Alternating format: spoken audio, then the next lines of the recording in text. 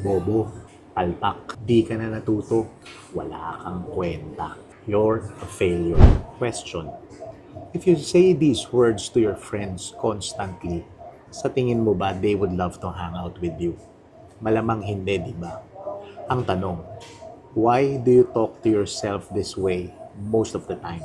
The Great Commandment says, love your neighbor as yourself, which means you can only love your neighbor to the extent that you love yourself. Here's the truth. Lahat naman ng tao nagkakamali, pumapalpak, nagkakasala. And I believe if you want this world to be a better place, and if you want others to treat you better and treat you right, then maybe, just maybe, try being kinder and gentler to yourself. Baka naman kaya hirap na hirap kang mahalin yung tao sa paligid mo kasi baka masyado kang harsh sa sarili mo.